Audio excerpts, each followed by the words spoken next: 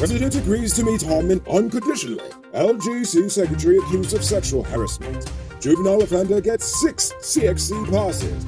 And Lisa Destiny dumps waste overboard.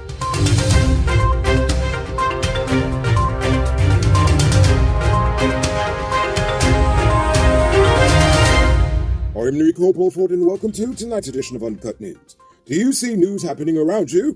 Send us a tip on WhatsApp at 592-659-6151. Schuman's mediating may have been successful, as the president is finally agreeing to meet with Harman to discuss key constitutional appointments. This is a reversal from his previous position of refusing to meet until Harman officially recognizes the PPP government as legitimate. He then turned it to Harman, saying that Harman now has the moral problem of reconciling his rejection of the government's legitimacy with the fact that he's going to now meet with said illegitimate government. The president also reassured public servants that they will receive a pay raise before the end of the year, even though the Ministry of the Public Service rejected legally mandated wage negotiations with the GPSU earlier this year. The move forced the union to write to the Trade Union Recognition Board for the government to be sanctioned. Nevertheless, he said the Ministry of Finance and the Public Service Ministry are the most ideal to engage the union. The nation's 40,000 some-odd public servants have not received a pay increase since 2019. Escaped prisoner and double murder accused Capadillo Gangadin is back in police custody as he was captured about 24 hours after he escaped from the Lusignan prison. He was arrested this morning in a minibus in Arnzeniming, West Bank Demerara. Apparently he just wanted to stretch his legs, so he's back in jail. The secretary to the Local Government Commission, Nikolai Price, was just sent on administrative leave pending an internal investigation into his alleged misconduct.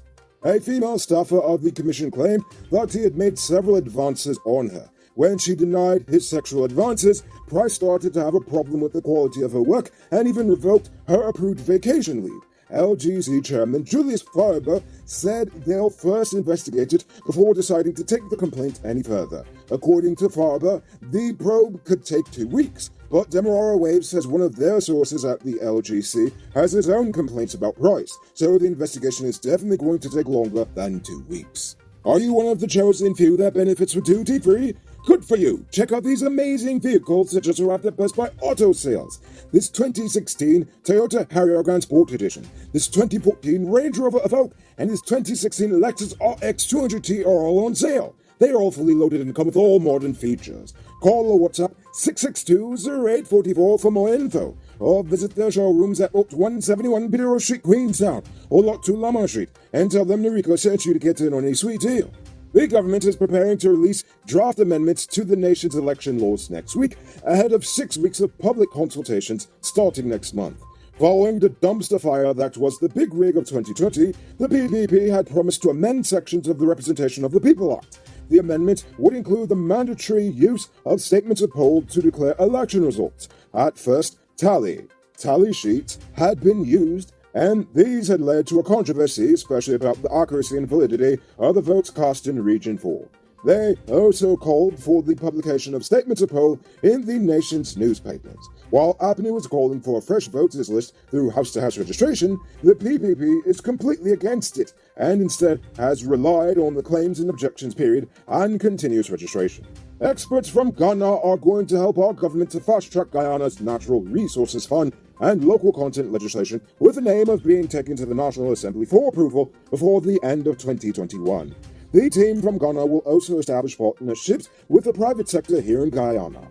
In addition, Ghana's vice president is expected to visit before year's end, while the president will visit early next year. A juvenile offender detained at the Sophia Holding Center has earned 6 passes at the 2020 CXC examination. According to the boy's teacher, he earned a grade 1 in English A, grade 2 in English B, and grade 3s in mathematics, social studies, office administration, and principles of business. He is still awaiting results for electronic document preparation and management. While no juvenile offender wrote the examination in 2020 due to the Rona, 4 are preparing to sit exams in 2022. In 2019, 2 juvenile offenders sat the CXC examinations and secured grades 1 and 2 in English A, having only 2 hours of classes per day.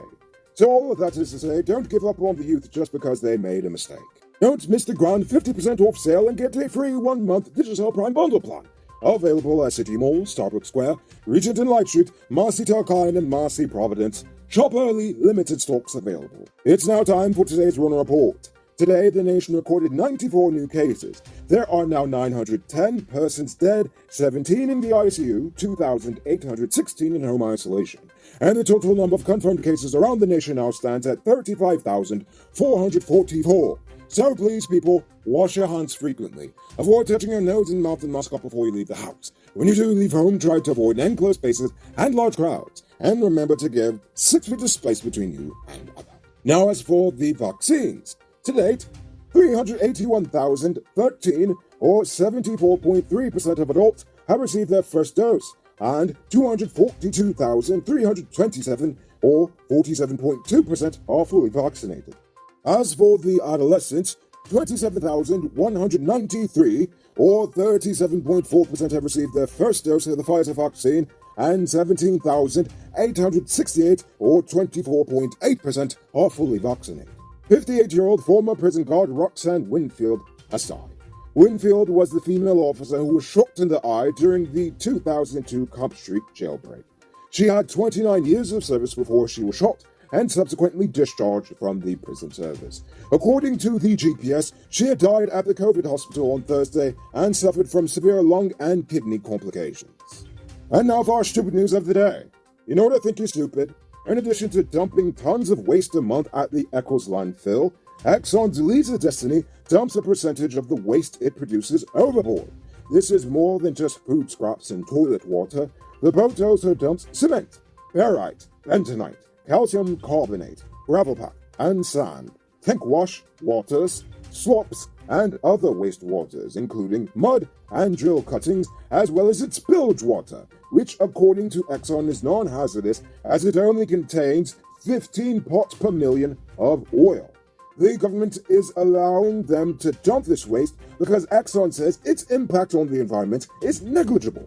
But how can we really trust that assurance when their CEO, Darren Woods, is currently testifying in front of the U.S. Congress as we speak regarding Exxon's role in spreading climate change misinformation going back as far as 1977.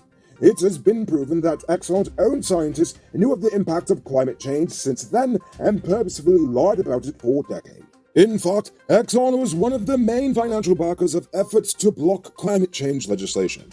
With that in mind, can we really trust them at face value to be telling us the truth about their environmental impact? Well, I don't. And frankly, to expect me to believe a liar just because they promised me they aren't lying this time is pretty stupid. Boom! My name is Mudwater from Guyana Uncut. I have a big truck. Note, I didn't say I have the big truck. I have a big truck. When I need affordable parts for my truck, I only go to one place. Powered Automotive Truck Spares and Engine Parts. They stock parts for DAF, Freightliner, International, and Mack trucks. Also, all genuine Cummins engine spares. They're also the authorized dealer in Guyana for Hammer parts. And as a wise man once said, don't DPS. Get your engine parts from Patsep. Call 697-0171 for inquiries and tell them Mudwater send you. Boom out! Moving on to Uncut News, here's poll question of the day. Every day we pose a question about current events in Guyana, the region, the diaspora, and how you feel it relates to us. So you give your responses in the comments and we'll read the best ones in the following episode.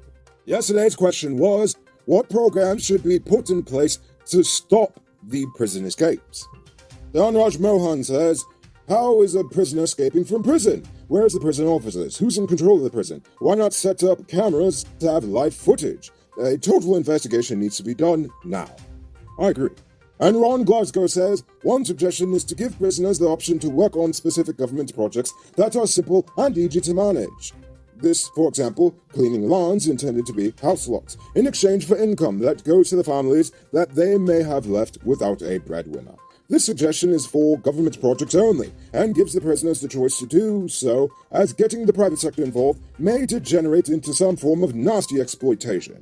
I agree with you fully, both on the government side as well as the private sector side, but even for the government I would still have some watching over them because you know how corrupt our government can be. Ha-ha!